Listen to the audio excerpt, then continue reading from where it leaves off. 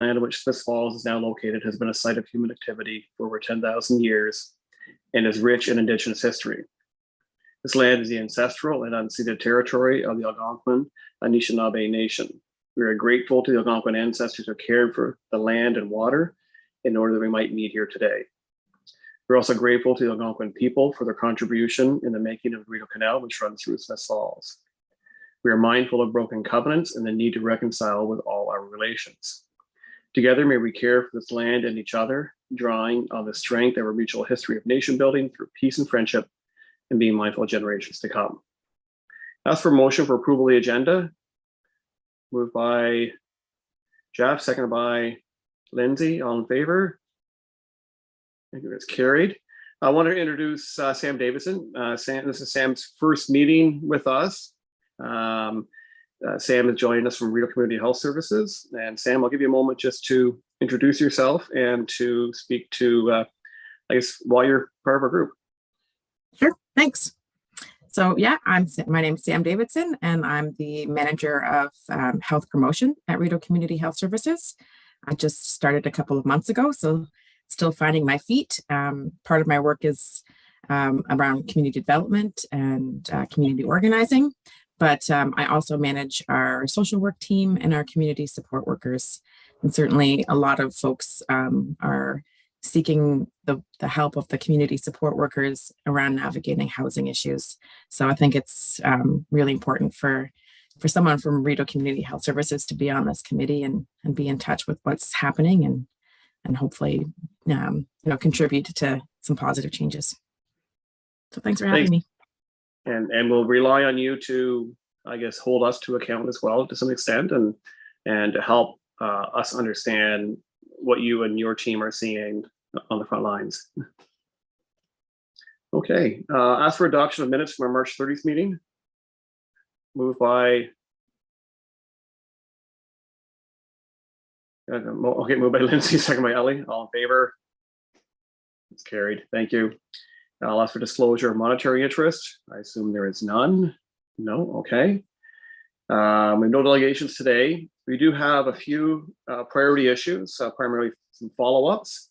Carl, I believe you're here to talk about the planning consideration for the town-owned lands and the follow-up based on our previous conversation. I hate to interrupt. I'm really sorry. I just noticed that I'm the host and I'm not sure how or why or what I do. Oh, Carrie, you there too? I don't think there's anything you need to do at this stage. No, I have absolutely no idea how that would have happened. I don't think you need to do anything, Vicki. All that's left to do at this point is when the meeting concludes, we all just leave. So you shouldn't have to do anything. Okay, perfect. I won't touch anything. Okay. Okay, thanks, Vicki. Carl. Thank you, Mr. Chair, and congratulations, Vicki, on your promotion within the committee here. So so I have a couple of reports here on the agenda. First one I will speak to is is with respect to the town-owned lands. So I do have a report that I'm going to screen share and review with the committee if that's okay with you, Mr. Chair. Yes, please. Okay, just give me a moment here. Make sure I have the right one. Can everyone see the memo entitled "Town-Owned Land for Potential Sale"? We can.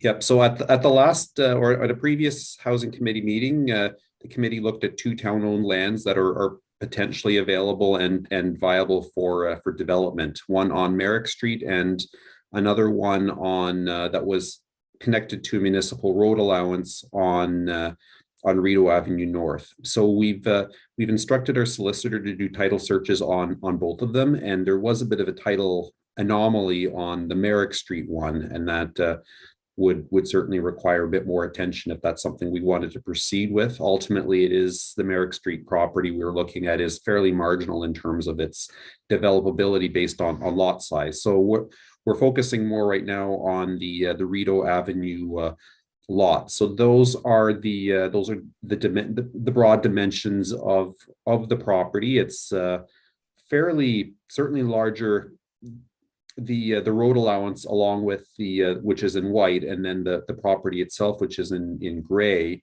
those are that presents a lot that's actually a little bit larger than what we would normally see for a single family dwelling lot.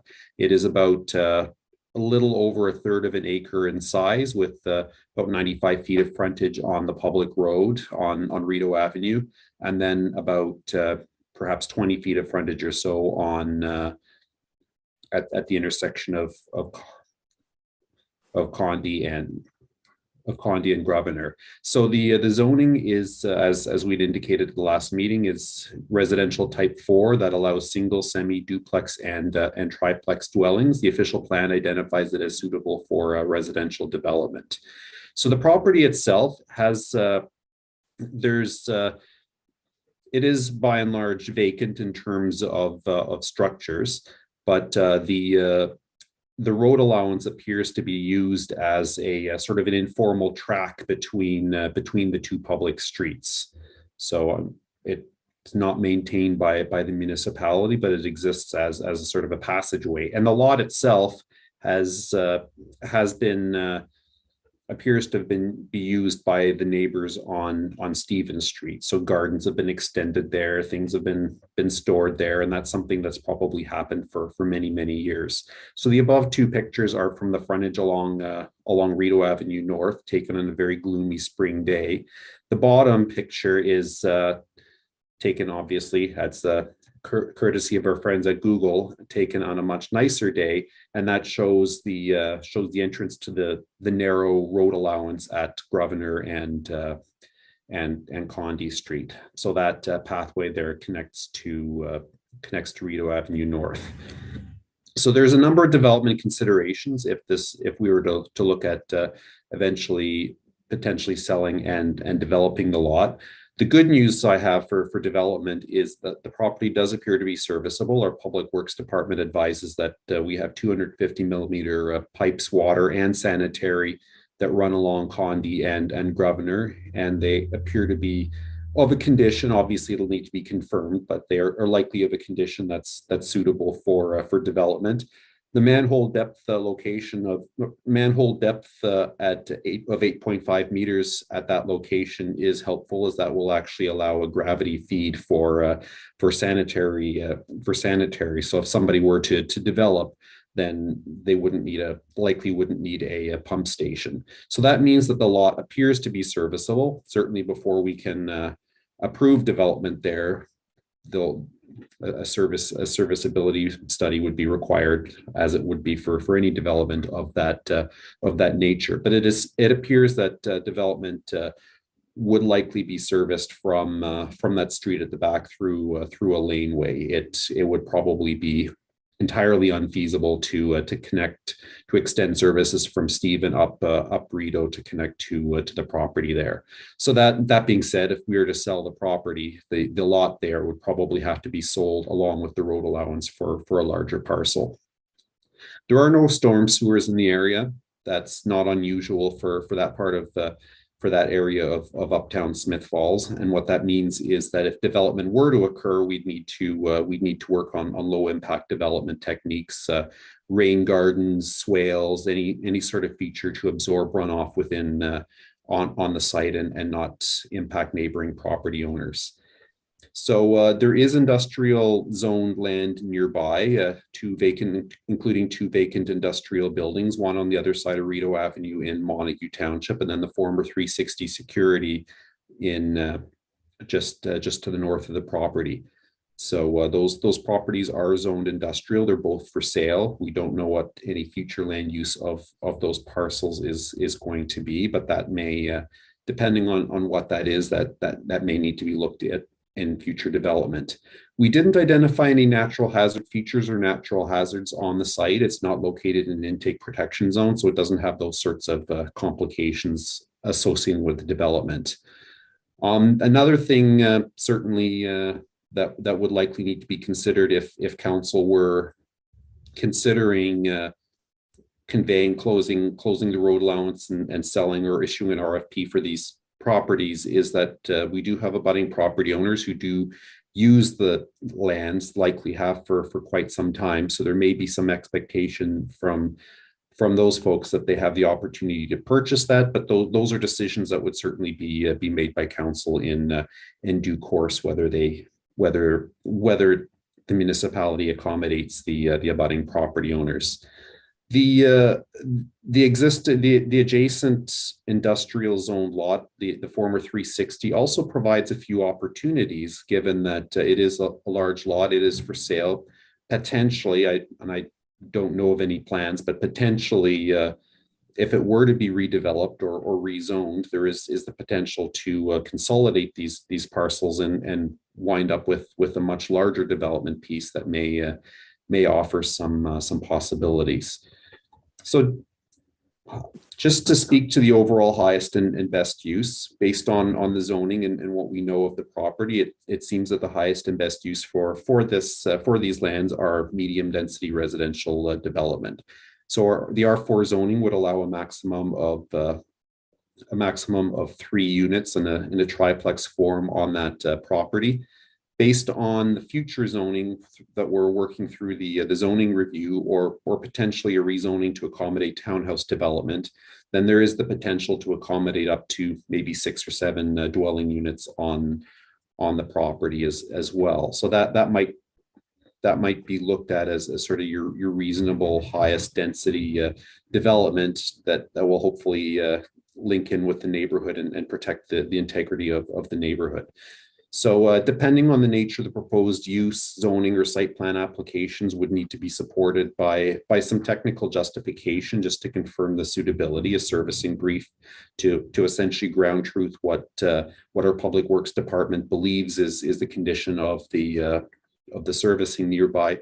Would need to look at stormwater management, would need to look at landscaping, of course, to provide screening and buffering from adjacent uses and potentially to mitigate impacts from potential future industrial uses.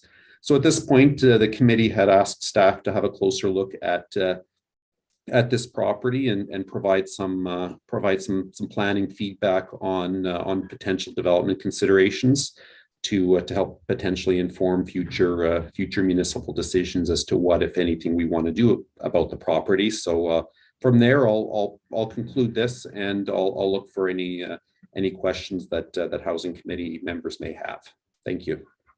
Okay, thanks, Carl. And we'll open up the floor to questions. And Carl, I'm wondering, as we're doing this, if you were able to provide sort of a Google Earth view of the property, so we could sort of have the overhead aerial view as well to understand the neighboring properties and the potential impact development here may or may not have. Yes, I am just teeing up a screen share right now. Okay. Can everyone see the map? Yes. Okay, can you see my cursor? Mm-hmm. Yes. Okay, so this is the old 360 industrial property here.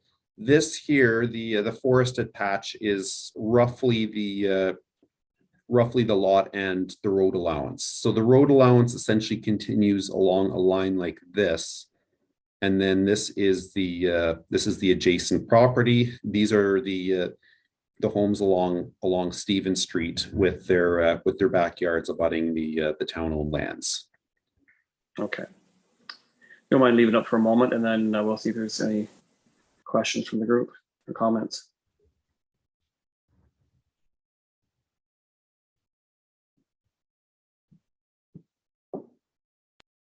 Is there the current TAMCO? Right. Go ahead, Vicky. Sorry, is it near the current TAMCO? No, go ahead, Carl.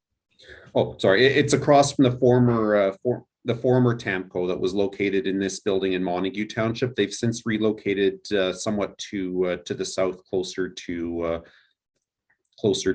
Canopy Growth. But the current TAMCO would not be in this image here.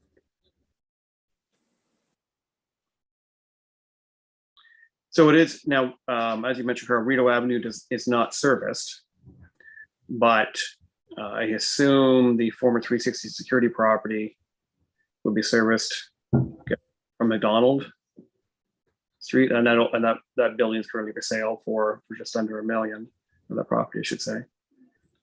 So they're servicing there and on Stephen Street. Is that correct? I believe the property is serviced on McDonald. The 360. I didn't verify that. That would certainly that would make the most sense. But yes, the Governor, Condi, Stephen Street, all of those residential areas are municipally serviced. Okay. So the Public Works Department has identified that road allowance at the corner of Governor and Condi as the most logical and cost-effective way to service this site. Okay. Vicki?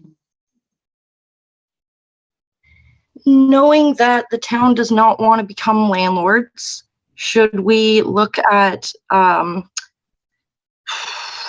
donating, for lack of a better word, or at least selling at very low cost the land to a nonprofit local, Cornerstone Landing, maybe? Yeah, so Vicki raised a good point. I guess what I'm looking for would be a consensus from the committee that we would make a recommendation to council to consider the use of this property for housing, particularly affordable housing. I guess these would be more specific, and maybe a recommendation that it could be done through a request for proposals from the not-for-profit sector, or for-profit sector if they wanted to make sure that units would be provided at maybe a below-market rent. So there's a variety of things we can consider here, and I'm hoping that out of this discussion we will have that kind of recommendation. And Carl, I'm sure there are more questions here, but to rezone to an R6, which would enable, I think you said, a maximum of 7 units based on density. Is that correct? We are we're in between zoning bylaws a little bit. We have our current zoning that's in effect, and if we were, the lot I believe is too small to be, would be best if we were to accommodate townhouse development, we would be zoning to R5, which would allow a total of, based on the density of about seven units. Now, the exact lot size would need to be confirmed by survey, and if the lot size is a little bit different than what had been scaled out in our mapping, then perhaps they can get an extra unit in there. But that's roughly the density that we can envision through the existing R5 zoning, and that's not likely going to be significantly different when the new zoning bylaw comes in as well. Okay, and as the town owns the property, both properties, they have to be combined into one parcel, but can you just briefly walk through a rezoning process and whether or not that could be appealed? So a rezoning process can be appealed. Ultimately, when if we have an application, right, we have an R4 property right now, and somebody were to apply to rezone the property, then there is an application, a fee. Typically, that zoning application would need to be supported by technical justification confirming that. So let's say that we have a proposal to rezone to R5 to accommodate townhouse development. Then before council or before staff are in position to recommend that council approves the zoning, we need to know that the lot can be serviced. We need to know that all of these technical pieces can fall into place and that the lands can actually be used and developed accordingly. So once we have that application, once we have the supporting information, then we schedule a public meeting. All neighbors within 120 meters, 400 feet of the site are notified. They have the opportunity to participate, including those folks on Stephen and anyone else around the property. They have the opportunity to participate, to provide feedback for or against. The public meetings are usually fairly interactive. There is a bit of an opportunity for Q&A. The developers have the opportunity to answer any questions that arise. But ultimately, this is staff and the planning advisory committee make a recommendation to council, and then council makes a decision on the application. So if council were to approve it or deny it, then anybody who's participated in the process has 20 days to appeal that decision. So for a zoning amendment, it doesn't matter whether the municipality is the owner of the land or somebody else is. Ultimately, the same process, the same public participation process would unfold. Somebody can appeal council zoning its own land. So that would so there is always that risk. There is never any certainty in a planning application, but that's roughly how it would go. And before an application would be filed, typically the applicants would have the opportunity for a pre-consultation with town staff in different departments, just to confirm what would be needed to support the application, so that hopefully the process goes as smoothly as possible. Okay, thank you. Comments or questions?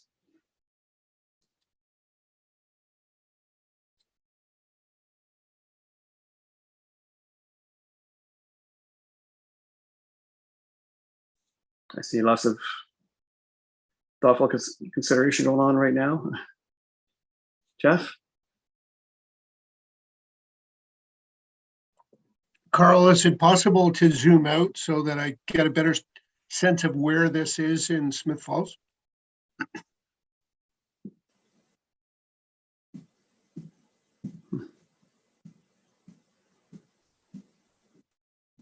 So really the northeast part of town. So across the street is Montague. The corner of Union and Cornelia would have some degree of commercial development. So that'd probably be the closest area, which is only a matter of blocks for access commercial services. Okay. The other thing, I suggest, Mayor, that I'm in a conflict of interest if you're talking about giving this property to a nonprofit housing developer. So I'll not comment on that conversation. We'll respect that. It's so noted. Thank you, Jeff.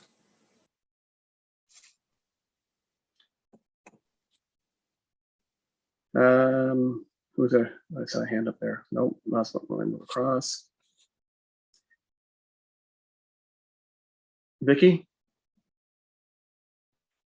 Where would be the nearest grocery store? Probably Giant Tiger or Garden Market. Yikes. Yeah. Yikes. Okay. It's quite a ways removed. That would. Part of Brockville Street. Because I fear I don't want to stick anybody out in the middle of nowhere and be like, okay, fend for yourself. Hopefully your garden works out. You know, like a lot of people are kind of forced to do around here. We really do need to look at public transportation, I think, because not only would it be beneficial, taxis have gone up, but then could we not implement rent control if we had public transportation in town connected to a main link? We would need massive public transit in order to not rent control necessarily, but inclusionary zoning would be a whole other conversation. But there is also pedestrian access underneath the rail yards here as well, which would make it quite a bit closer that way to the downtown than having to go down Cornelia completely. But regardless, it is still on the fringe of town. So not. Sorry, go ahead, Vicky. It would only be easy if you're able-bodied. Someone like myself who doesn't have an outward, doesn't have my condition written on me, but I'm missing a femur in my left leg, could not make that trip. Mm-hmm. Good point. Other considerations? As it stands right now, I mean, I spent part of my childhood in Stephen Street, so I'm very familiar with the area. It's never been utilized, and it can remain underutilized, or the town could make it available for housing. We could amalgamate the parcels and simply sell it at a for-profit development, or potential individual homeowner, someone could buy the lot, the town could receive the proceeds, and it could be made available for housing. or the town could also consider the possibility of utilizing this for, as I said, some form of affordable housing. And it would depend on the proponent and the process we'd get there. So I see, I appreciate it. It is a low waste of services, but again, even if it was 3 units provided at a discount to current market rents, it still provide a more affordable home for 3 families. So there, and if it's a townhome development, maybe up to, as Carl said, let's say half a dozen families. So it does have potential, and if it's put out there to the not-for-profit or the for-profit sector through an RFP, then council would have the opportunity to evaluate the submissions along with staff to see which one would have the most merit. By considering the limitations we have in housing in town, considering the lack of rental units, despite all the construction going on, and certainly only the handful of units that are being provided at less than market rent. I think any activity that could occur here that would provide homes below market rent, I think would help serve the community and then serve the families that would potentially locate there. Back to you, Vicki. I just want to confirm absolutely everything you said is spot on. Just want to restate, like, I guess my point would be, I don't want to put anybody out there who couldn't utilize the space. You know what I mean? Like, maybe we should look at somebody who has a car, or just different options rather than just cut and dry. Okay, you're here and that's it, and then make it work for you, sort of thing. Just making sure it goes to the person who needs or can use it appropriately. You know what I mean? Goodness, Well, I'm really good for words today. Well, we could have a lower income family that does have a car, but can't afford $2,000 a month in rent. And perhaps if this was at $1,400 a month, as an example, it would still be a significant savings below market rent. I know I saw Courtney had a comment too.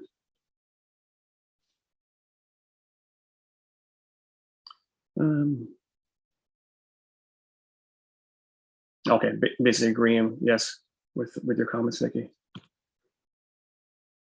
So it's a matter of recognizing we need a variety of housing across the community. And while this location would not meet the needs of everyone seeking housing, I'm sure would fulfill the needs of some of the people out there who are seeking a more affordable option. So I guess I'm looking for an action, and my suggested action is that we support a motion that the town council consider amalgamating these properties. And I'm not sure with the question of rezoning, whether it would merit a rezoning, but I guess council consider amalgamating these properties and make them available through an RFP for a housing developer. That could be profit or not for profit, for the development of affordable housing as defined by a few different definitions there, but as defined, I would say probably by the county's, Lanark County's recent, get the right terminology here, municipal tools to support affordable housing. There is a definition in there. So that would give us a starting point. And I think we would like council to consider whether or not to simply do the amalgamation, and understanding it could be put out there as a potential 3-unit triplex, or could consider a rezoning, which would then make it available for a larger development. Any comments to that effect?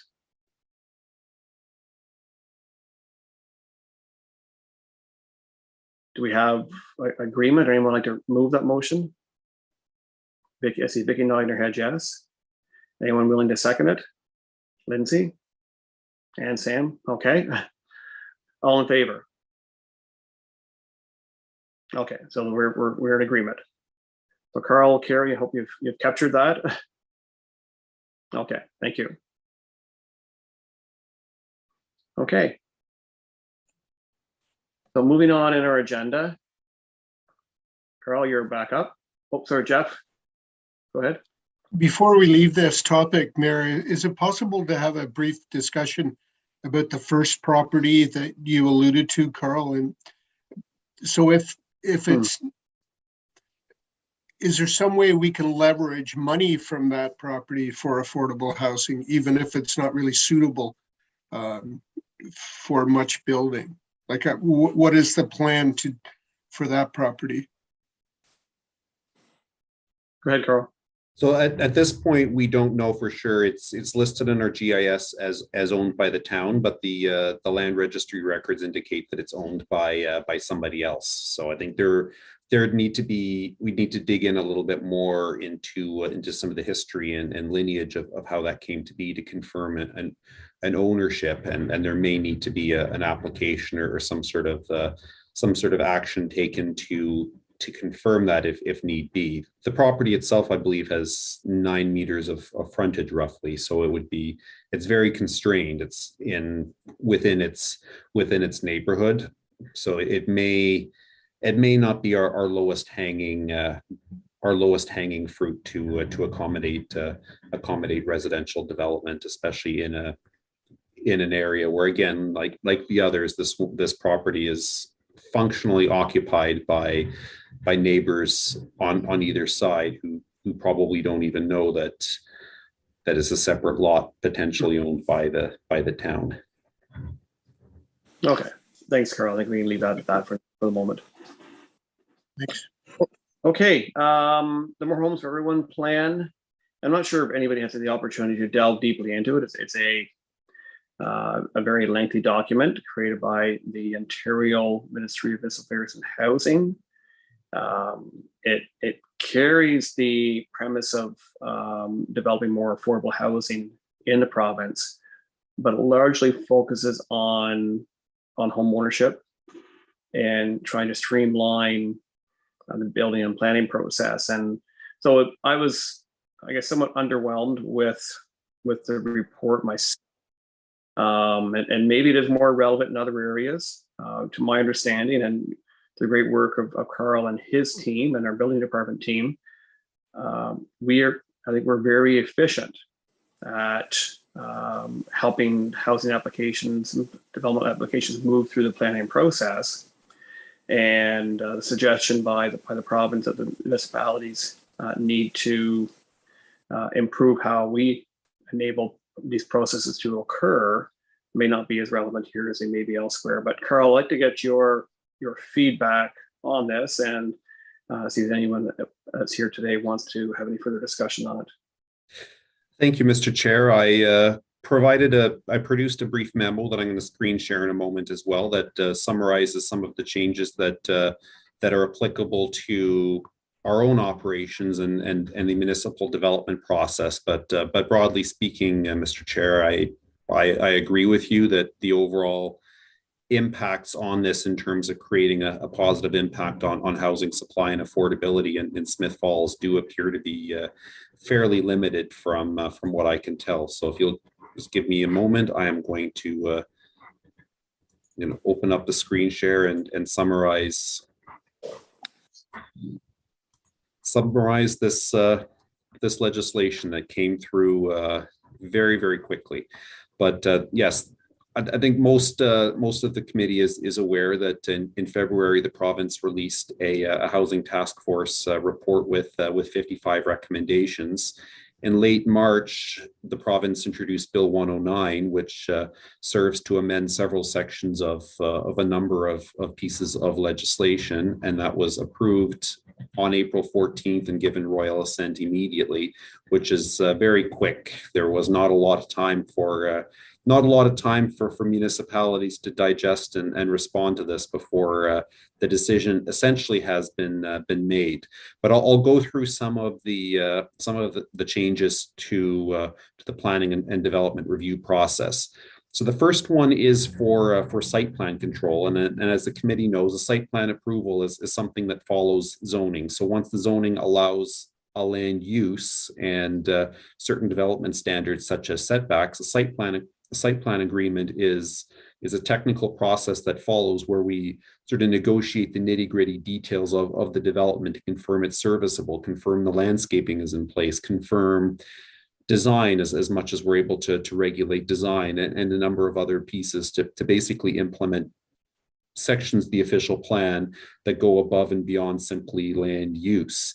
So we do have a site plan control bylaw in the town that tells us when site plan control applies, what we look for, and gives some direction in terms of approval. Right now, council approves most site plan applications in the town. So once once an application has gone through the process between staff and the developer, then we bring the site plan forward to council. Council has that opportunity to review it and either approve it or ask for modifications.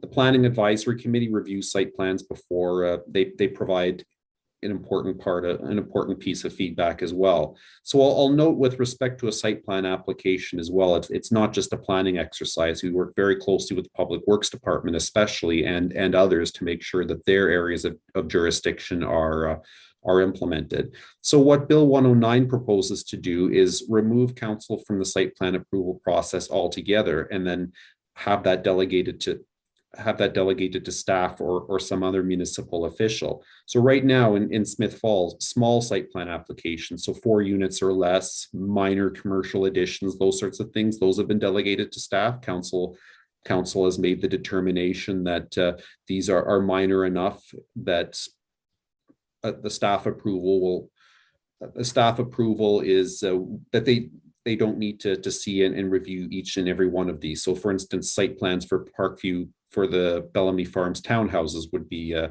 approved by staff rather than many similar site plan applications going to the council table.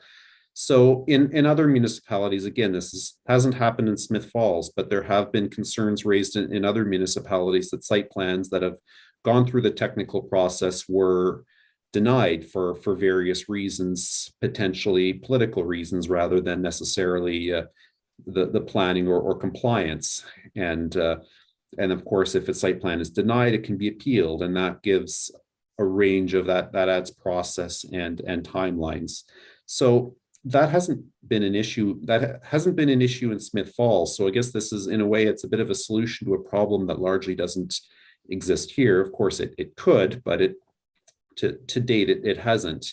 If a site plan approval that is delegated to staff will likely save a few weeks on the process, and that's not meaningless, but that would likely be the biggest effect from our end, is that would save a few weeks on the process, since we would not have to do a report and go onto an agenda and so on. So that it looks like we will be needing to amend our site plan bylaw to accommodate the latest policies.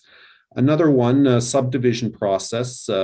If we were to approve a subdivision application, our approval comes with a whole range of conditions, and a lot of those conditions are standard technical conditions. Make sure you can confirm the serviceability, produce a landscaping plan, name the streets, and so on.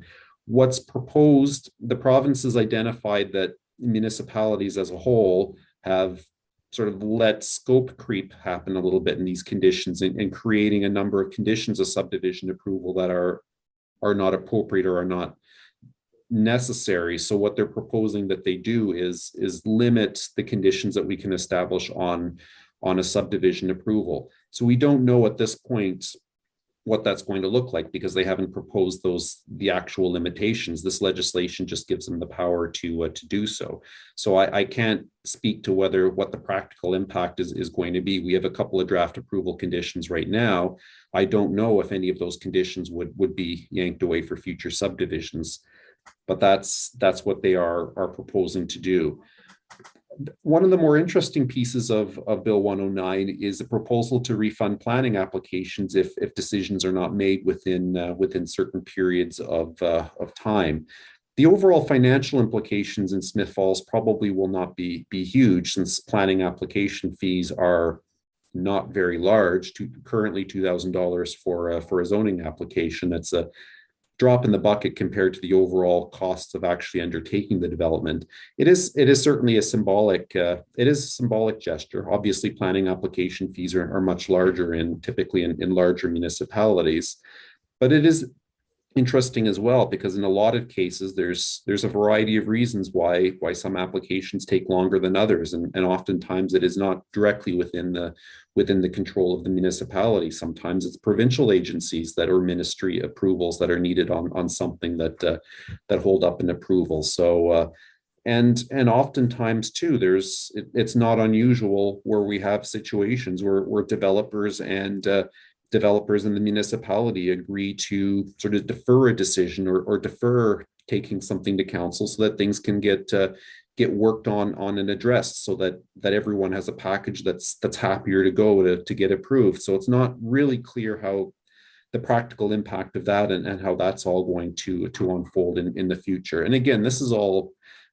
brand new. We haven't really worked with it, so the overall impact of this is not known at this point.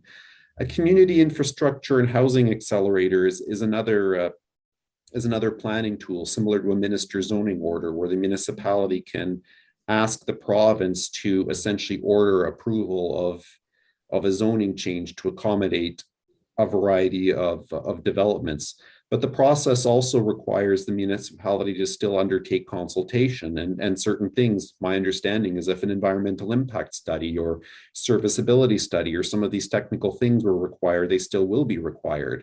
So it doesn't really skip all of that. I certainly, as staff, I would not recommend we do this unless this is a project that clearly is good planning and has been determined to be good planning. But my guess is that this is really intended to be used if there's a project that a municipality really likes that's seeing a lot of public opposition, for instance, and this is potentially a way to circumvent a potential planning appeal. Again, I haven't seen a circumstance in Smith Falls where I would be jumping at using this tool, but that doesn't mean that this can't happen in the future.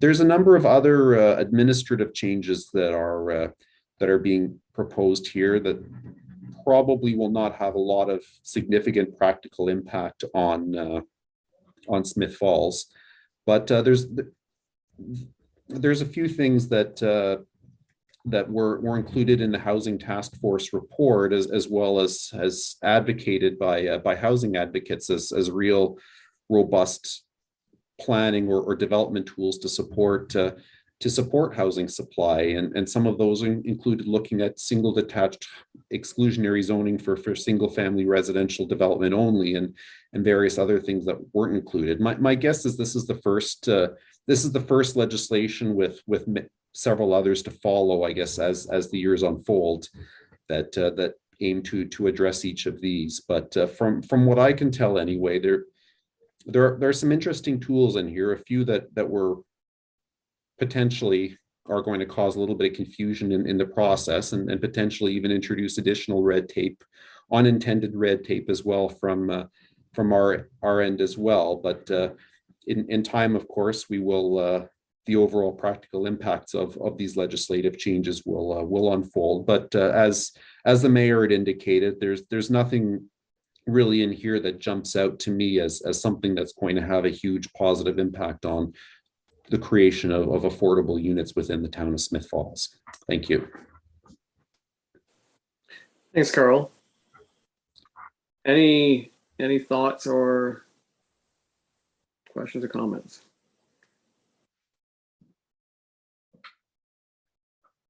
So it was something I think when it was first announced, I would say I personally had hoped to see some outcomes that would have led to directly to more affordable developments and funding for more affordable housing.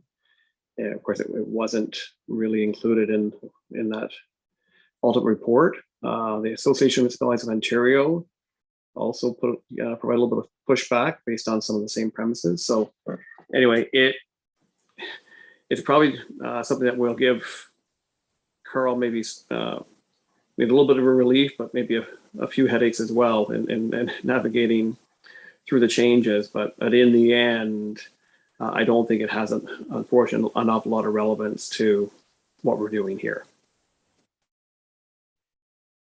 Okay. So I don't think anything further on that. And then Carl, the zoning bylaw review, housing related topics.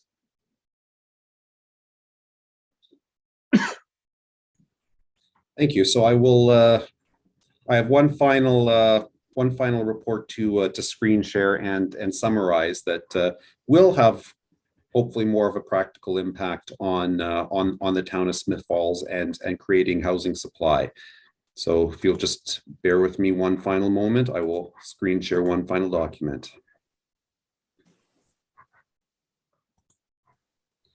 So as the committee is aware, the town has hired WSP Consulting to undertake the review and update of our zoning bylaw.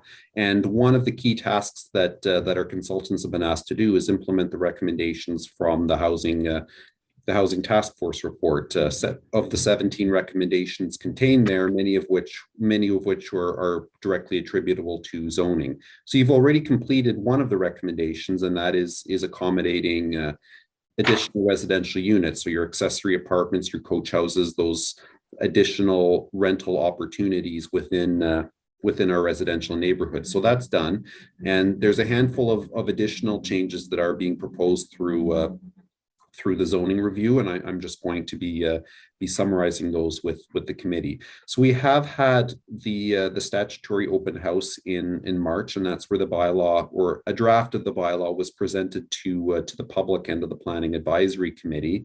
At the end of May, we're planning to host the statutory public meeting where any revisions and updates and hopefully a document that's just about ready for final approval is going to be presented to the public.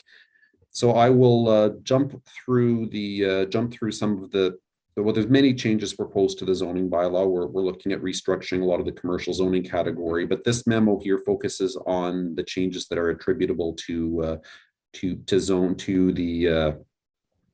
housing. So I'll just, Mr. Chair, I'll look for your direction on whether you'd like to. I think there's four key sections I've identified here, whether we just have any discussion or direction on each one, or if we wanted to have that conversation all at the end. I think we'll stop and pause after each one to see any questions or comments. Okay. So I'll jump right into the first one, and that's a proposed new zoning category in our sort of in the area adjacent the core of our downtown. So as you may know, the official plan designates essentially all of the lands from Maple to Elmsley right across, so Beckwith Street and the several blocks on each side as downtown core.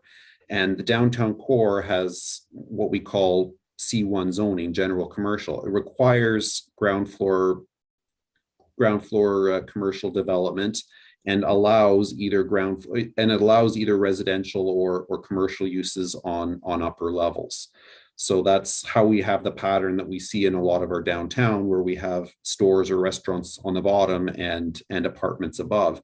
As we get sort of on the outer fringes of downtown, so sort of that block past that first block from Beckwith Street, that zoning category, the C1 zone, also covers a lot of areas that are traditionally and exclusively been used for residential purposes. So those would be grandfathered. They exist, they're allowed to continue to exist, but they can't be expanded. They can't be intensified. They can't really be changed. They can exist as they are, and if they're looking to expand or change, then some sort of planning application would happen. Also, over the last several decades, a handful of properties in the downtown core have been rezoned to allow ground floor residential. So those are sort of patchwork throughout the downtown core, and it seems that. So then you have a situation where you have a block of development, mostly residential development, where one of those homes has residential development permitted through zoning, but not any of the others. And it seems like the zoning is in place there largely because somebody applied, asked for it, and was approved. So that creates a bit of a patchwork for planning. So what we're proposing is the creation of a new downtown fringe zone that covers the outer parts of the downtown core that are more distant from Beckwith Street. So that downtown fringe zone would continue to allow a range of commercial uses that fit within a residential setting, but also permit and identify and permit as of right residential uses that already exist. So that means then that they can be expanded. Somebody can have so long as they meet parking, so long as they meet the setback requirements, somebody can duplex a home or create some sort of other gentle intensification in these fringe areas. And that would, without the need for going through a planning application. So the reason why we're proposing that is to recognize the mixed use reality of these lands and accommodate residential intensification close to the downtown core. We want to see more people living in the downtown. It is accessible to a lot of shops and services, and it creates vitality in the downtown core. We can't really go further. We can't allow, and perhaps we don't want to allow ground floor residential as a whole in the downtown core. Ultimately, the official plan it establishes the necessity and the primacy of our commercial core downtown. We don't want to see that eroded over the long term. But this downtown fringe zone is proposed to create a little bit more flexibility in that fringe area to allow some intensification and new uses or new residential units, while still protecting the existing commercial stock as that the plan is required. And certainly in time, next time we want to update our official plan, that'll sort of create that broader policy direction, then we can kind of look at how we want to draw these lines and how we want to look at this as a whole. But we're operating within the context of what our official plan allows currently, and simply proposing additional flexibility for residential intensification on existing residential areas around the primary core. So I'll turn it back to you, Mr. Chair. Okay, thanks, Carl. Questions or comments? There will, as Carl mentioned, be further opportunity for public consultation, which includes all of us. We want to have a chance to digest this and have further comment later, but it's a fairly significant change, I guess, Carl, in making, creating this fringe zone. Was that a fair statement? Yes, for the handful of, it occupies less than half of the downtown core. The majority of the downtown core would continue to have the equivalent C1 zoning we have right now. So this would apply to, I'd have to take the mapping out, but it's proposed to apply, say, to some of those properties at the end of Chamber Street or some other streets that are within the downtown core, but have and often feature very large homes, but are at the edge of I guess the traditional commercial district. Okay. Anything further here before we move on? I don't see any hands up. Go ahead, Carl, continue. Thank you. The next recommended significant change implements a recommendation directly from the Housing Task Force report. So and that is to pre-zone for higher density along collector roads. So for the committee's information, our established predominantly single-family residential areas are broken into two zones. One is the R1 zone, and that's most of the post-war residential development south of the Rideau and along Lawrence Street. And that only allows single-family, single detached dwellings. The R4 zone includes those lands sort of close to Lombard Street, the residential lands close to Lombard Street around Merrick and Abbott in that area, as well as most of the pre-war pre-war uptown areas, and that allows single detached homes, which is predominant land use, but also allows as of right duplexes, triplexes, semi-detached, basically low and medium density residential development of a scale and density that can kind of coexist with each other in their own neighborhoods. So what we also see is our official plan supports medium density development along collector roads, such as Broadview and Jasper and Percy. So these are roads that have typically a higher traffic, typically built to perhaps a higher standard to accommodate more traffic. And these are roads that are intended to sort of funnel more people in and out of residential neighborhoods to other areas. So the Housing Task Force report recommended that we pre-zone certain lands along these collector roads from R1 to the equivalent of R4, thereby allowing semi-detached duplexes and triplexes on those properties along those collector roads. So that little bit of extra density, that gentle density that we're envisioning here would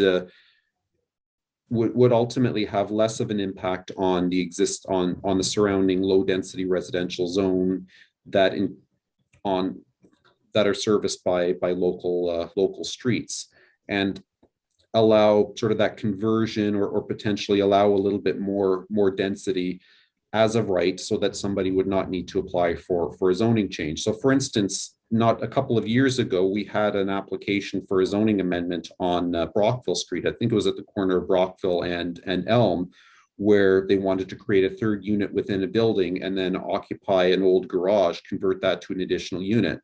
That was very easy for staff to support. It met all the official plan policies. It was a suitable area. It was a busy street. It was the sort of place where we'd want to see a little bit more density. But ultimately, they had to go through the process, and they did. They were successful, but it still was a process. It still took time. It still took money, and there's always that unpredictability there.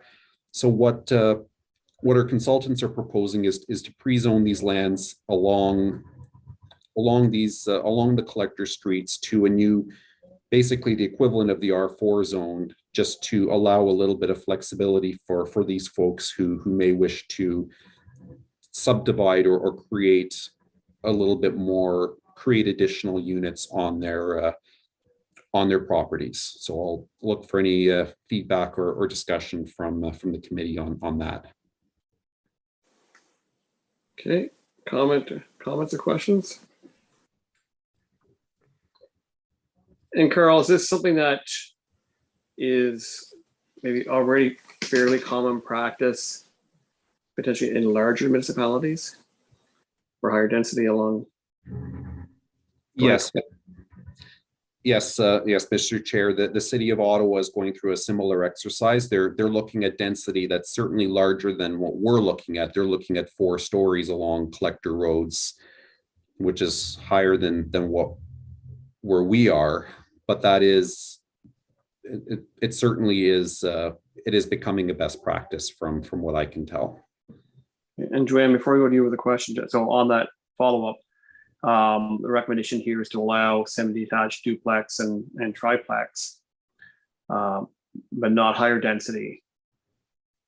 Was there consideration given to potentially higher density and enabling low-rise apartments and stuff like that within this recommendation? Go ahead, Carl.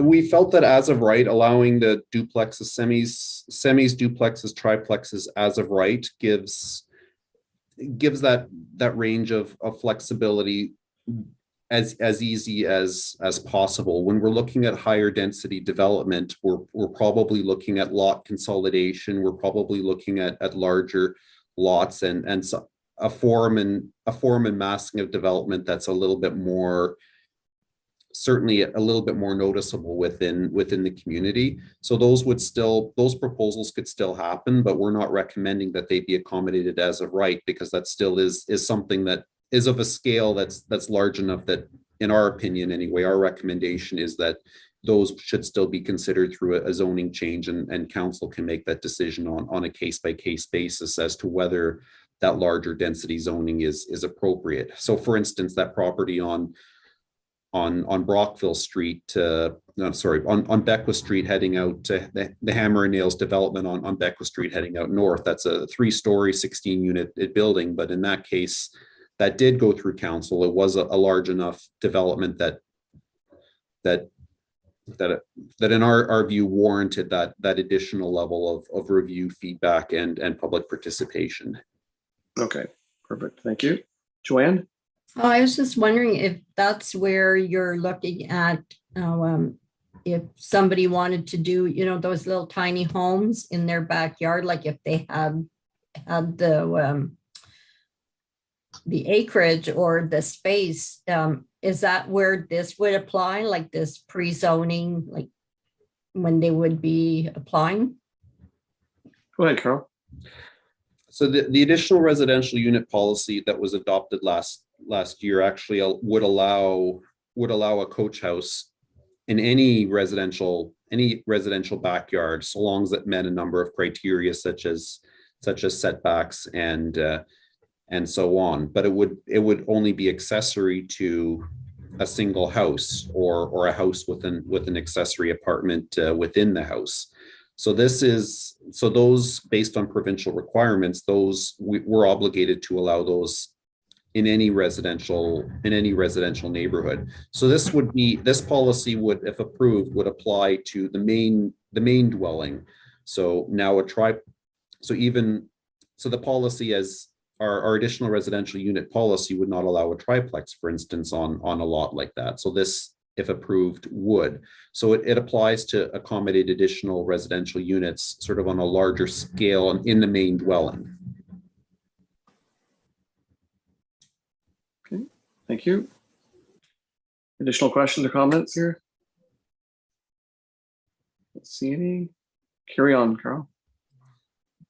Thank you. The next recommended policy also implements a housing task force recommendation, and that relates to residential lot size and density.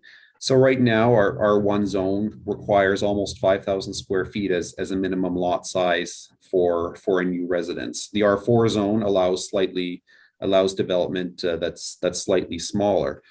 However, as the committee knows, development on fairly large lots is not necessarily the most efficient form of development. It does ultimately more denser development. It certainly creates more opportunity for housing units, but it's also more efficient for the municipality to service. So based on the recommendations from the housing task force, as well as the density targets in our official plan, the zoning review proposes to reduce the minimum lot size in the R1 and the R4 to be renumbered the R2 zone to allow lots that are less than 4,000 square feet in size with slightly smaller frontages. So that gives a little bit more flexibility if we are seeing a subdivision or say the severance of a very large lot. It gives a bit more flexibility for developers while still ensuring that lots are large enough that front yard, side yard, backyard setbacks are met, so that there still is that broader neighborhood characteristic there. So we toyed with the idea of looking at a maximum lot size for new lots, and ultimately we didn't go that route because it's still flexibility needs to apply in the other end.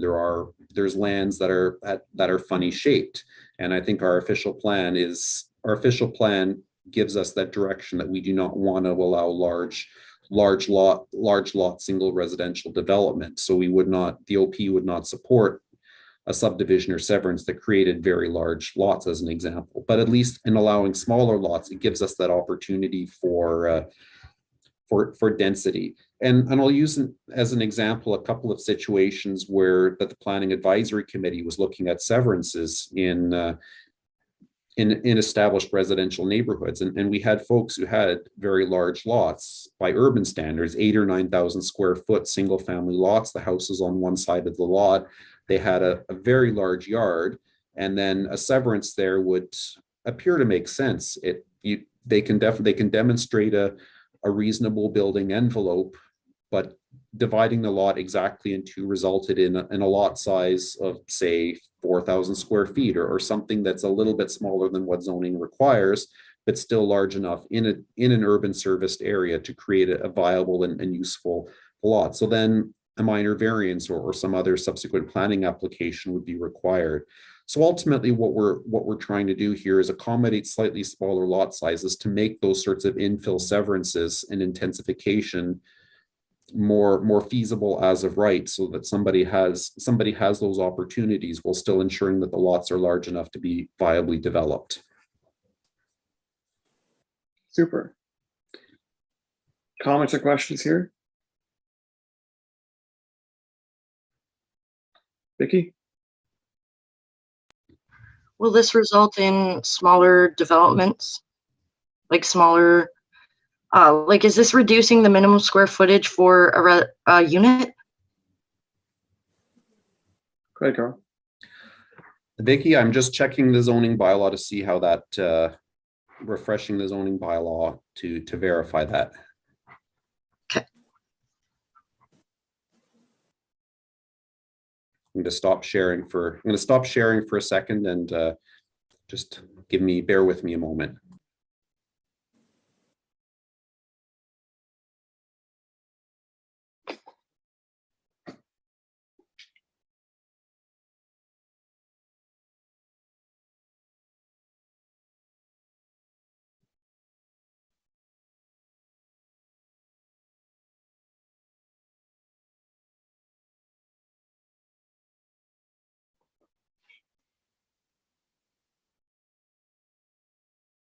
Who's got a joke while working for Carl?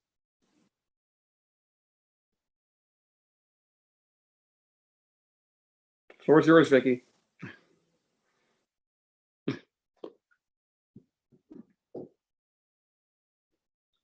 So to Carl, while he's looking that up, a lot of these actions, as recommended initially by the Housing Task Force, is to try to create a more cost-effective method of developing more homes, and that includes single-family homes as well as duplexes, etc. Carl, okay. Yes, that's exactly correct, Mr. Chair. We don't certainly through the zoning review we can't identify.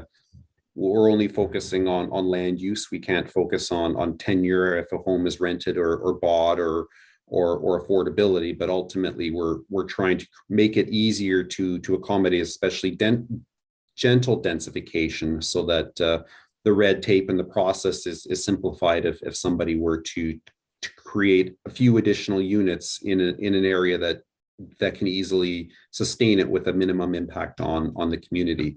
To answer Vicky's question, I did review the R1 and proposed R2 zoning, and it seems that the minimum dwelling size requirements that have traditionally been in our zoning bylaw have been removed. So I am, based on feedback from this group, from the Planning Advisory Committee and the staff review, we are going to provide feedback to our consultants on any final changes. But assuming that this is indeed assuming the minimum dwelling size requirement is gone from all of our zoning, I'd like to confirm with the committee that this is what you'd like to see, that the committee would support removal of those requirements. I'm not sure if I would, because we'd be stuck people like sardines into the most smallest space possible, cram them all in there, and then we can still charge whatever we want. As a developer, if I were one, which I'm not, but if I were one, I'd be in it for profit. I'm going to look at this and say, oh, okay, I can maximize my profits here. I can squeeze as many people as possible, make it as small as possible. And we have long winters, mental health is on an uprise of decline. And we really need to take that into consideration before we just stuff people into minimum square footages and then call it a day and say, but it might be affordable, because it's not guaranteeing affordability at all. It didn't guarantee anything with the Hotel Rideau, which I love. Thank you, Vicky. Additional thoughts? Yeah, Joanne? Oh, Joanne, you're on mute. Vicky made a point. We live in an area where we have a lot of snow. So cramming a lot of people in small area, what do you do with the snow come winter? I know because I live in a small, on a street where there's 4 houses on one side of the street and 2 houses on the other side. And we don't know where to put our snow. So a lot of times I have to pay somebody to push my snow. And so if we start cramming people, it's nice during the summer and you could have nice yards during the summer, easy access, but we also have to be cautious for winter. Thanks, Joanne. Carl, you got a response? Yeah, no, I appreciate those comments. Certainly, if the minimum dwelling size requirements were to be removed from zoning, there still would be density requirements in place. So there would still be, most of our zones allow, even in zones that allow a multi-residential development, there still is a criteria for accommodating a minimum of, say, 1 unit per 200 square meters. So if you're in a 5,000 square foot lot, for instance, in an R1 zone, regardless of whether the house is 800 square feet or 2,000 square feet, the key difference would be whether or not you have a larger lot or not. So if we were to allow more intense development or a higher number of regardless of the size of the units, each of those units, there still is a parking space requirement. There still is setback requirements. So there wouldn't, so even if they're smaller units, they would still, they would, that if they're very small units on a large lot, for instance, that would simply accommodate a more space for parking or for green space. So the proposed zoning would not allow, say, multi-residential development in the R1 zone. But this is certainly something I'm happy to consult with our zoning consultants for to determine best practices. And Carl, could you how this will apply? Because my parking issue and my parking spot is not going to solve my mental health issues when I don't have enough space to live. I'm not just going to be like, well, gonna pack up and go to my parking spot now and hang out there. Like, that's, parking has nothing to do with this, even though that is a big issue I've brought up before. I want to know that people's mental health is going to be taken care of and we're not stuffing in like sardine cans. We definitely need to look at this again. Yeah, go ahead, Carl, because I think to my understanding, this is only going to apply on probably a fairly small number of properties in town. Is that correct? Or does it also apply with new subdivisions?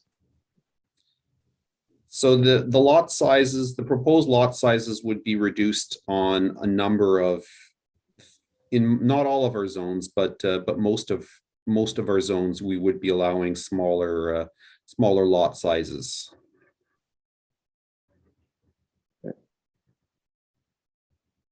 I think Courtney had a comment as well.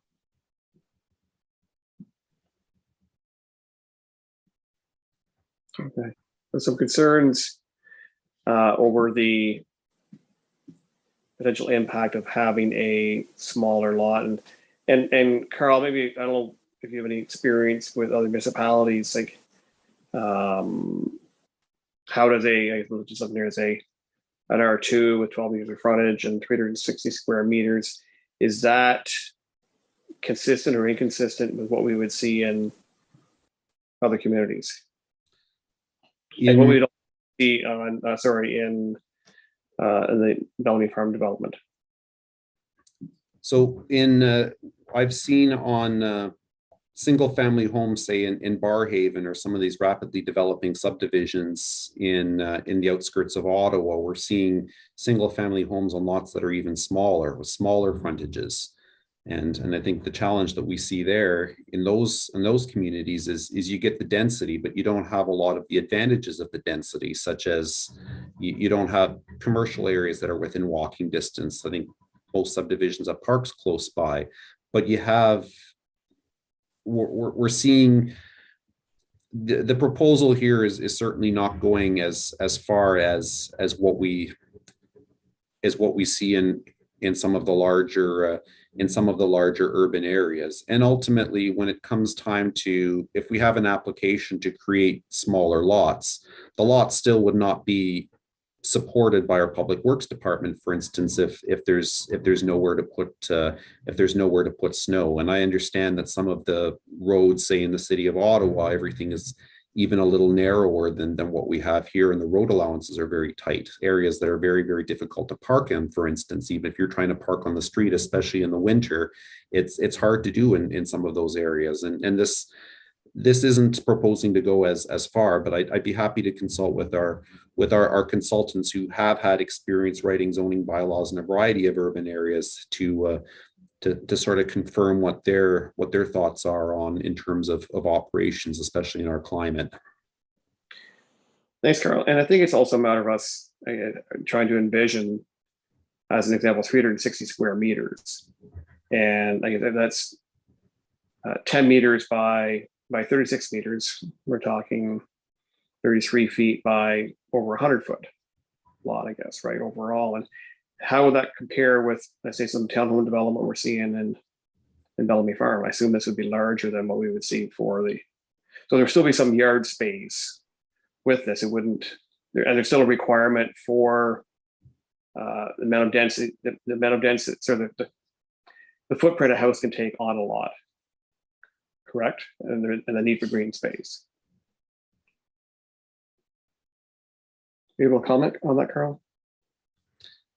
No, I think that is correct. Certainly the lot sizes, even in our current zoning, the frontages for individual units within townhouses are very, very narrow. They are typically 5.5 to 6 meters, up to maybe 20-foot wide townhomes, and that's based on existing zoning, and they still have some area, not a ton, but some area in the backyard, and provides at least, but there's, from what we've seen, there's a market for that form of housing. There's a demand, and that's one of the reasons why a lot of them are being built. But yes, it is important that for single family homes that they are wide enough. We do need reasonable side yard setbacks, if anything, to ensure that there's adequate fire separation from a code perspective. If buildings are jammed together, then obviously they need to be built to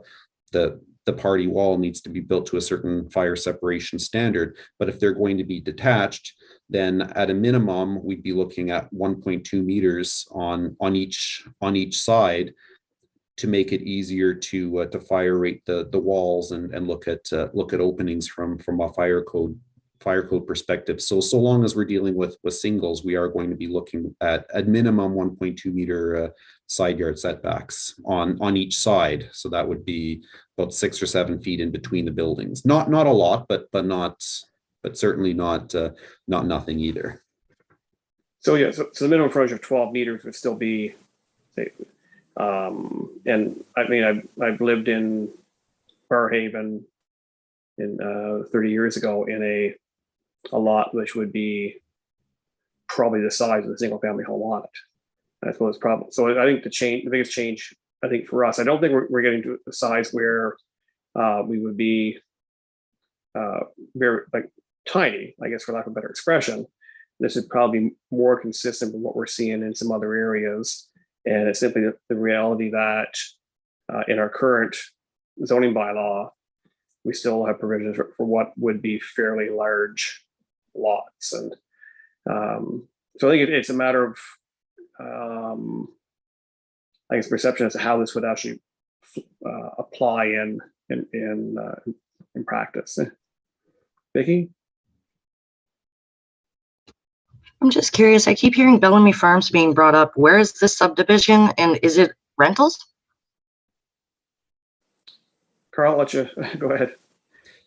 The Bellamy Farms subdivision is on the end of Ferreira Drive, and that's just past Harold Street. Phase 1's been approved. There's been and built out about 63 townhouse townhouses there, and then the future phase of the subdivision that that we anticipate will receive final approval shortly will consist primarily of townhouse development. These are freeholds. The individual units would be sold by the developer to purchasers.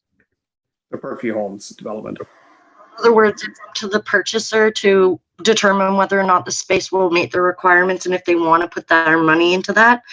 But renters have no choice because they're being forced to live wherever they can find. So I think just squishing them into anywhere is not going to work, but I can't wait because we're on to parking. Okay. Any further comments here before we move on? I don't. Oh, Lindsay. Lindsay has a comment. Just my thoughts on this. I mean, Smiths Falls, like its boundary line isn't going anywhere. It's not expanding. And I think what this does, which I think this is good in terms of changes, is there's not really many more lots in the town itself. And so as the growth of the town grows and as the need for housing grows, you know, it's not 50 years ago where the population was a couple thousand people and there was enough space on large lots to have large development. So I think these are minor revisions to the requirements are well justified to try to make use of any lots that do still remain, to try to put something on them. As someone who I reside in Ottawa and I have my business in town, I live in the glebe, and in the wintertime, I can't back out of my driveway, just period, with my truck. So I park on the street so that I don't get trapped in. And I deal with snowbanks and horrible snow removal all the time. But I think we have to just have some perspective. If you walk through the streets in Ottawa and look at what their minimum lot frontages are, for example, for sometimes a low-rise dwelling unit, so 4 to 8 units. In some instances, it's 10 meters wide. And so I think if we have perspective of still how large the restraints are on development and comparing it to other cities, Smiths Falls is still requiring much larger lots still in terms of frontage or area in comparison. So, you know, Smiths Falls is still way behind, you know, the growth and development of a lot of other cities and towns in terms of the restrictions. It's still way more restrictive than anywhere else, but unfortunately things do still have to evolve. We still have to create ways to create density, to get in housing. You know, in a few different cases, we've looked at lots where both Sean and Carl have said, you know, right now a house can't be built there, but it's a vacant lot. And, you know, as the available lots become unavailable and there's only a few left, I mean, that is why you adapt planning. And it's why planning doesn't get adapted every year. I think it's like every 5 years or every 10 years, you revise your zoning bylaws. But, you know, Smiths Falls has changed. There's not as much available land as there was 5 years ago. The population is much different. So yes, it sucks that if some of this housing that gets built ends up, you know, being housing that gets advertised for rent and a renter ends up in it. But again, it's supply and it increases supply, which does have an impact. So, you know, I don't see, you know, where there would be a ton of, you know, very small homes being built in Ottawa because of these changes. I just see them providing flexibility to allow maybe in areas where development hasn't been able to be built, intensification can happen for that. Thanks, Lindsay. Vicky, you have your hand still up or back up? Back up. With Okay. all due respect, I do of you, Lindsay. I'm just going to give my own personal experience right now. A few years ago, I was living in an affordable place. It was $850 a month, heat included. I had to leave because of a domestic violence situation. I got myself out of there and had to move in with my mother, who did not have the room for me. Once I finally saved enough money to move out, I luckily found a beautiful life partner that I will have moved in with, and we ended up actually moving in with his mother for a few months. And then we were able to save up enough to go and rent a place out here at full market price. Since I've lived here, I've had different kinds of neighbors, different, like, in moving in and out. It's a multi-residential building without giving too much away. There's been cops of different kinds coming for different various reasons, surrounding the building, people coming to our building being not invited, essentially. There's been a lot. And then I have a car that I worked so hard to get. Since I was 16, I wanted to get my driver's license, and I went to go get it, and God help me, they went on strike right when I was going to get my G2. I had to wait until I was 28 years old to get my G2 again, because that's how poor I've been. And then once I got my G2, got my car, I was so proud. I felt freedom. I moved in here, no parking. So now I've had to park on the street, which right away I get a parking ticket every single day. I've worked it out that I've paid it down, but now I'm back up to over $100 in parking tickets. Sean, you and I were supposed to talk about this, but our conversation went nowhere. I'm renting my parking spot off of a gentleman down the street without giving too much away for $40 a month, which is not his regular rate. It's just the rate he gave me. There's another parking across the street that I could go and ask them how much they would charge me, because they also pay by the way you come up. So if you're a PSW, you get a reduced rate, but if you're just somebody like me, you probably won't get a reduced rate. At the same time of saying about the minimum size and square footage, the reason why I'm saying this is because, believe it or not, I run 3 businesses out of my bedroom, all by myself. Well, with my partner's help, of course, but out of my bedroom. Like, that is all the space I get. So over here's inventory. Over there's the art area for skateboards, and all behind you right now is thousands and thousands and thousands of beads. I'm just trying to say that, like, please don't punish the renters who are trying their hardest to get by any means necessary. 3 jobs plus my partner's out at his full-time job right now, trying to make it. And then at the same time, all my money goes to the town for parking tickets. All my money goes to the town for lack of, like, anything. I can't, if we're going to make places smaller too, we need to take into consideration what is around us to do. Because in Ottawa, yes, the places are smaller, and that's fine, because when you walk outside your door in Ottawa, what do you see? You see every business available that's open past 10 o'clock. You get to go to every business. If you need anything in Ottawa, you can guarantee it's in there in some form in a business. In Smiths Falls, everything closes by 10 p.m. latest. That is latest, except for Tim Hortons. God bless, they are 24/7, but then they won't have chili after 10 p.m. So if you're craving that, don't bother. Do you see where I'm going with this? Well, so, but Vicky, what we're talking about here is zoning for new single-family homes. And so I appreciate your comments about some of the challenges tenants are facing.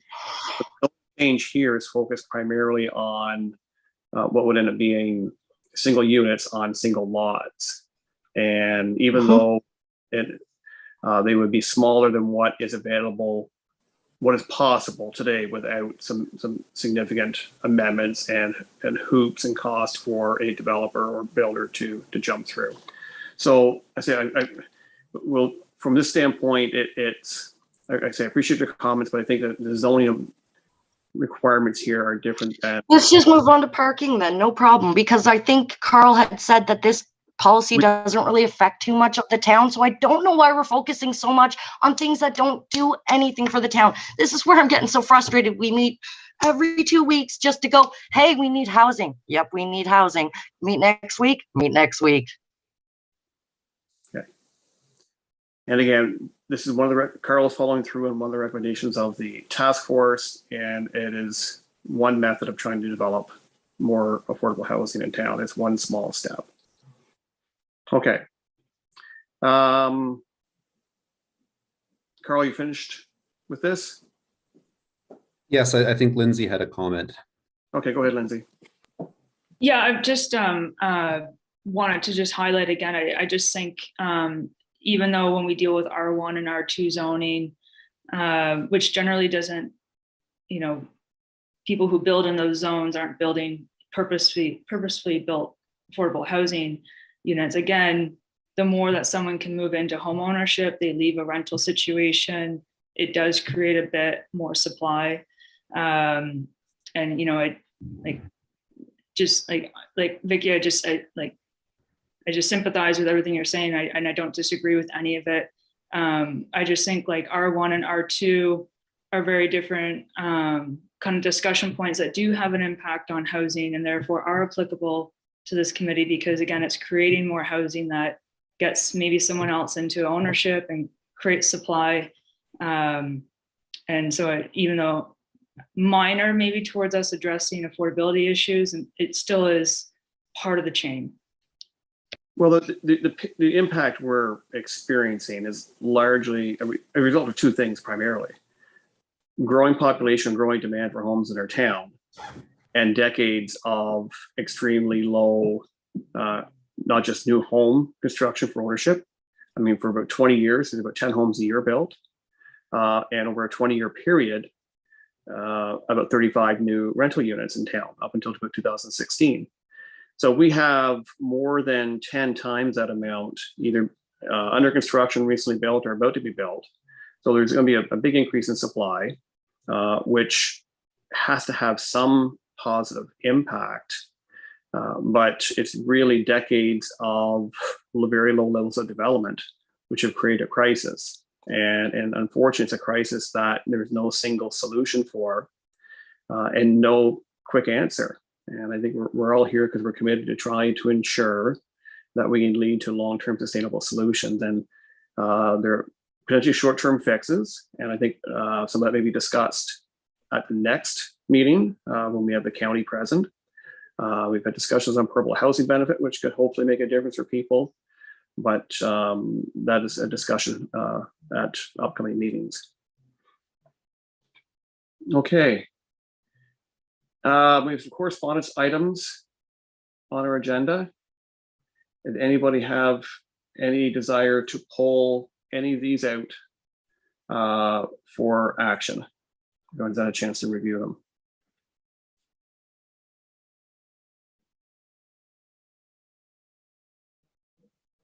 Any thoughts?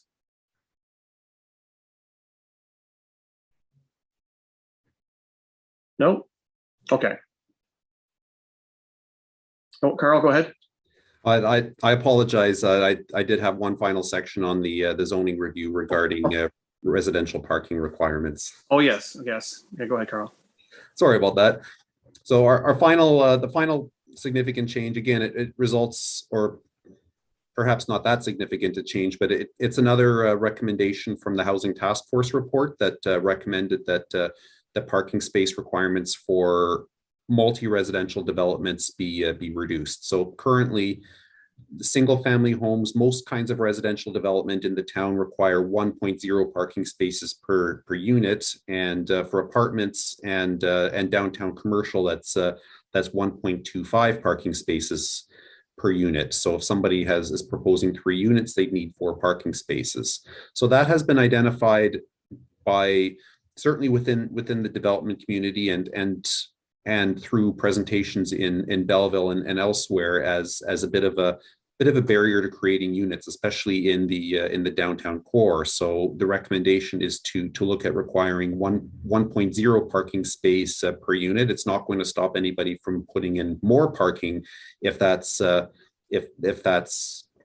the market exists there. Unfortunately, like everything else in zoning, we can't reach back and force somebody to change a situation. If there is a situation in downtown, and unfortunately there are too many of those situations where there's been residential units that have not been that have been in place for a while and do not have parking spaces available. Unfortunately, a change in zoning cannot force a developer to change that situation. But for new development, for new units downtown that didn't exist before, then the proposal is to require 1.0 parking spaces per unit.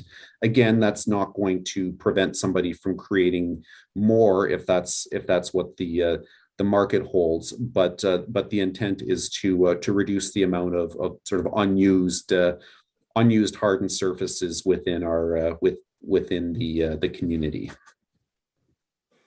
Thank you. Any comments or questions here?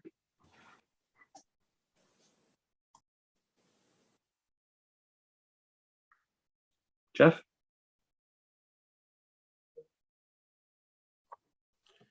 I just want to thank Carl and staff for moving these recommendations forward through the bylaw review that's happening. It's nice to, those of us that were involved in the early task force, it's nice to see that these 17 recommendations are being acted on. So I thank you for that. And I'm curious, Carl, how is our scorecard of those 17? What have we got left to tackle?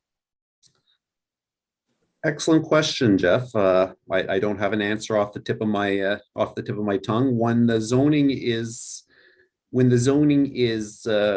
complete, then that would, assuming these carry forward, then that with what we've already done would constitute the majority of them. I think our next very large ticket item that we're working on is the community improvement plan for to accommodate affordable and accessible housing. And that's definitely going to be a policy focus of ours as we move through the spring and summer. And we've identified stakeholders now for to undertake interviews with our consultants there. So news will be coming forward on that in the next little while. Great, thank you. Jeff, perhaps if you don't mind taking a moment, Sure. and you can speak probably directly to recommendation number 15 in the report, which is council supports and prioritizes the development of partnerships with not-for-profit organizations in recognition of their role in creating affordable housing supply within the town. Are you able to bring an update? Sure, there's a county council meeting tonight, I think, where you'll be voting on a final approval from the county for funding to CareBridge, and it passed last committee of the whole last week, and unanimously with lots of really good comments, I understand. So we're excited. We're hoping that we can start building sometime in August or September. We've still got a few things to do with CMHC, and not trying to jinx anything. Hopefully all will go well tonight, and I'm certain that it'll be mostly a rubber stamp vote tonight, but there could be some discussions. But we're very optimistic, and we're grateful for all the hard work. You remember as well as anyone, Mayor, that we started this process 3 years ago. So it's nice to finally get to that point where a shovel could possibly go into the ground this summer. So we're getting very close. Thanks. Thank you. And that's for those who don't know the location, it's 44 Chambers. And it's been discussed in the past, but County Council's commitment is about $3.7 million towards capital. Again, it was approved at committee. It goes to council at 5 o'clock today, as well as an increase in the rent subsidy to 103% of market rent to ensure that CareBridge is able to provide these units at a rent year to income level. So we're very grateful that for CareBridge's commitment, and to Jeff's comment goes back 3 years ago when they invited I guess municipal leaders from across the county to meet at their location in Almont to discuss the need for housing. So the recognition at that point in time that more needed to be done, and the willingness by CareBridge to do so. So thank you, Jeff. Just one last thing, and I'm so happy that you were from that initial meeting. It was obvious we would go where the energy was, and that was through you and a church in Smith Falls. So we're happy that that after that, you were the first municipality that we started working with after quite a long time of not being able to develop anything. Recently, Almont has set aside some land for us, and my boss has a meeting with the mayor of Carleton Place tomorrow. So Smith Falls has really been a leader in this realm, and they're really poking other communities in Lanark to step up. Often, as I've said in the past, municipalities think that affordable housing is a county responsibility, so they kind of shirk it. And now they're starting to step up and realize that there are things they can do. And so it's happening. Thanks, Jeff. And we obviously hope this is not CareBridge's last initiative in town.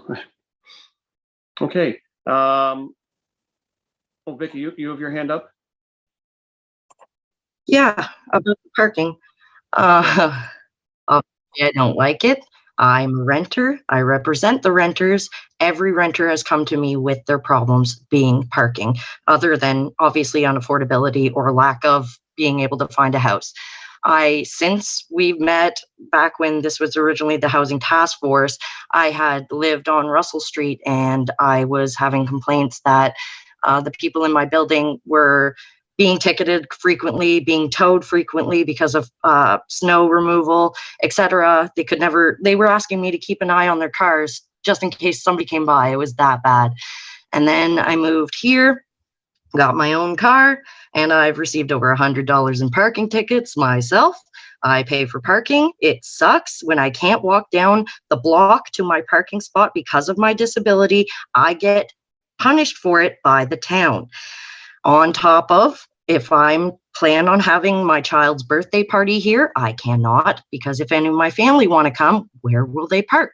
On the street? Well, then that limits them to 1 hour and 59 minutes exactly, because there are people on this block, business owners, that will call specifically on my car. And if no bylaw shows up, instead of calling, they will throw things on my car and have it so that birds come on and crap on it, essentially. I've had to pay money to get a dash camera. I plan on using the footage that I acquire to give it to the police and to take appropriate measures, but it's become that much of an issue. The only person that spoke against my parking dilemma the last time when it was the Housing Task Force was somebody who worked at Remax and said that there was no parking issue. But the problem with that is Remax rents their parking spots off Chuckles Jack. So maybe there is a parking issue. Anyways, it's all in vain. So Vicky, as Carl mentioned, we have no mechanism in place today for grandfathered units, and which are, as you mentioned, a lot of the units downtown do not have parking, and we recognize it. Why would we implement the same issue onto new units? It doesn't make sense to me.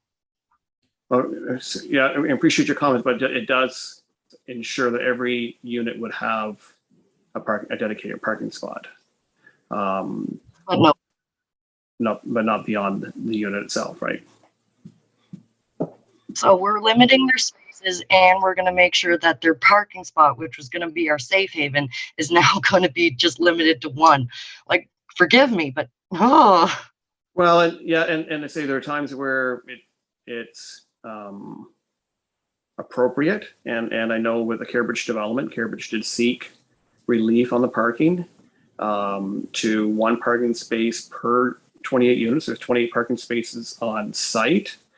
And the reason being, and Jeff maybe I'll speak to this, is that to require 1.2 spots per unit would have knocked that down from 28 to I think about 20 or 22 units.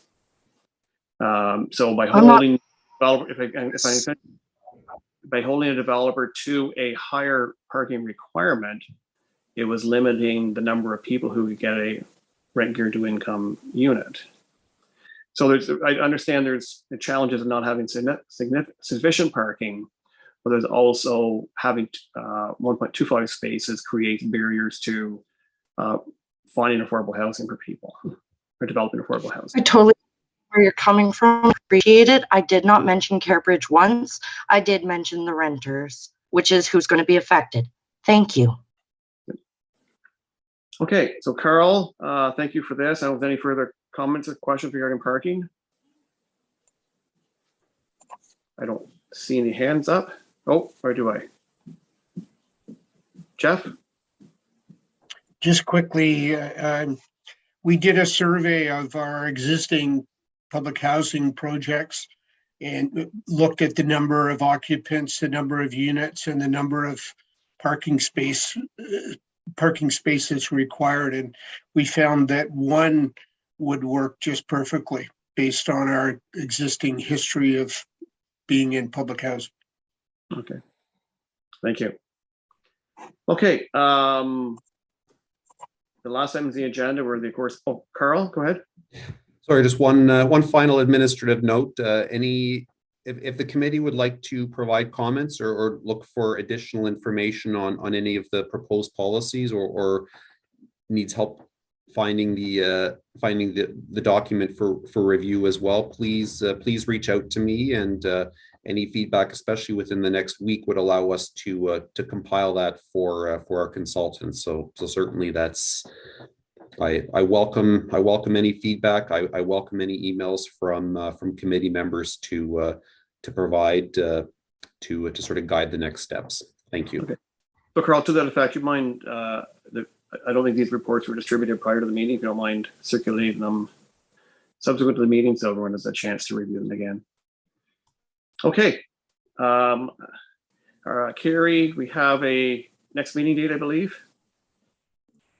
Next meeting date, Chair Panko, is scheduled for May 11th, and we have Emily Hollington and Julie Stewart coming from the county to present the final report. Yeah, so the municipal tool support affordable housing report. We're eagerly awaiting that, so we look forward to that presentation on the 11th. Okay, ask for motion for adjournment. Moved by Jeff, seconded by Courtney. All in favor? Can I just mention one before we break apart? I was curious if I was able to make infographics of sorts, because I'm seeing an influx of people being rent evicted. And I wonder if using data directly from the landlord tenant board site, compiling it in a nice little infographic, which I can do on Canva, and posting it to different various town groups might help people understand their rights and responsibilities a bit more, with a link to Steps to Justice as well as the tenant board. Is that allowed, or is that out of bounds? I would suggest if you want to do it and circulate it to Carrie and Linda. If Linda is fine with it, then I think we're fine with it. Fantastic. Thank you so much. We do continue to hear from people who are being impacted. Absolutely. Okay. Thanks, everyone.